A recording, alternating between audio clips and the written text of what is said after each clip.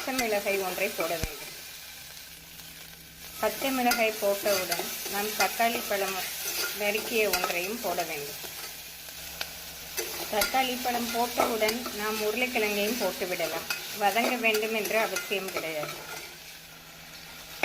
உருளைக்கிழங்கு போட்டு சற்று வதக்கி ஒரு நிமிடம் நாம் வதக்கிய பின் இதனுடன் அரை ஸ்பூன் மஞ்சள் தூளும் 1 ஸ்பூன் குழம்பு மிளகாய் பொடியும் கலக்க வேண்டும்.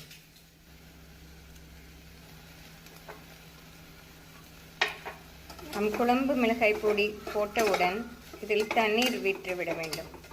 இல்லாட்டி பாத்திரம் அடிப்பிடித்து விடும். நாம் 1 டம்ளர் தண்ணீர் ஊற்றினாலே போதுமானது. இதனுடன் தேவையான அளவு உப்பு சேர்த்து நாம் குக்கரை மூடி வைத்து 1 சத்தம் விட்டால் போதும். சுவையான உருளைக்கிழங்கு குழம்பு ரெடி.